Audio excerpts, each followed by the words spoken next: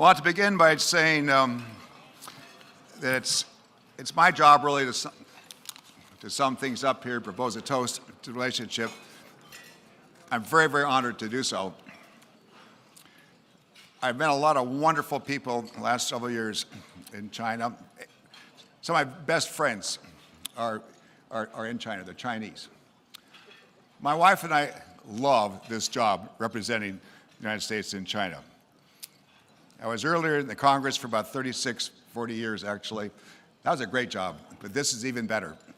And I say that because of our fondness for the Chinese people, so energetic and interesting and practical and pragmatic, deal makers, competitive, and almost survivalists, and just figuring out how to get solutions to problems. It's very, very inspiring. And second, we like it so much because, as we all know, there's no relationship more important than this, the U.S. and China. It's going to set the stage for our livelihoods as Americans, for our kids and grandkids, as well as for the Chinese children and grandchildren, and basically for the rest of the world. I've learned a few things during this job, and one, as I said, the great people I've come to know. I'm very honored tonight to be here with Vice Premier Wang.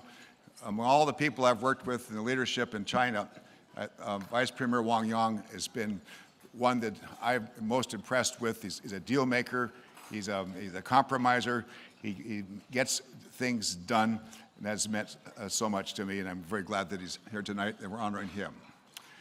I was also saying I'm very happy to see Mayor Bloomberg here, as well as Ambassador Locke, and Secretary Pritzker, and Ambassador Froman, Steve Schwartzman, people who care about this relationship.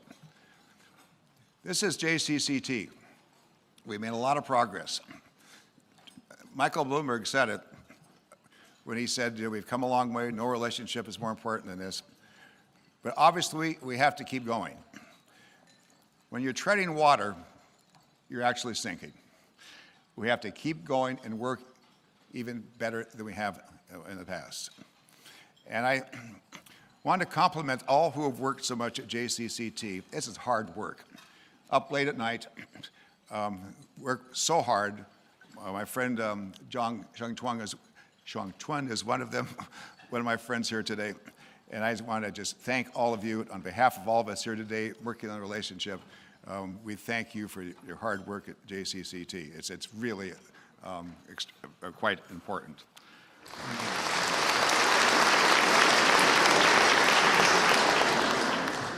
I've learned too in this job that concretely it is true that we are so intertwined, the United States and China. In my position over in the U.S. Embassy, I sometimes think we're the mini White House. Almost any issue, except for those that are completely domestic, like a traffic ticket, one way or another goes through American Embassy because we're so interrelated with China. You name it. There is virtually nothing that doesn't involve our two countries working together. National security, whether it's the Iran nuclear agreement, Syria, global climate change. I'm so happy Mayor Bloomberg mentioned climate change because I think that's, since I've been over there, one of my proudest moments, be part of that agreement, to help put that agreement together, the U.S.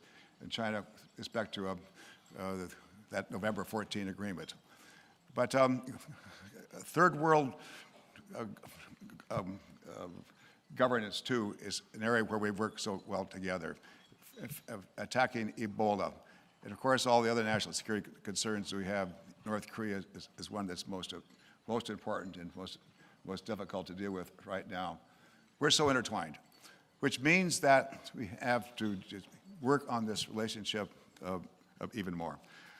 I am so pleased with working with the Chinese people, and I know this is trite, but I've said it before, some of you heard this say by me before. That is, I've learned that people are the same the world over. U.S. and China people have the same hopes, the same interests, the same desires. Basically, people, what do they want? They want decent income, want to have a decent job, want to be able to take care of their kids, their family, be able to educate their kids, send their kids to school, breathe clean air and clean water, save food, be left alone a little bit, be able to pursue their dreams. It doesn't make much difference. Chinese people, American people, it's basically the same. And those are the people we work for. And as we work through JCCT and SNED and all the issues that are so important to us, I just think it's important for us to keep that all in perspective. Times change, yet times don't change. It's been mentioned today, and it's true. We've gone through a big election in the United States. China is going to go through big elections next year. Who knows who's going to be the leadership next year in China and standing committee, et cetera. And it doesn't make a lot of difference because we are so intertwined, we're so interconnected, and so dependent upon each other as people. So I wanted to finish by saying I'm so grateful and so proud to be a part of the China-U.S. Partnership, which is leading the world and will continue to lead the world and even more, and urging us to just take advantage of this wonderful opportunity that we have to keep building on it. Thank you very much, and thank you.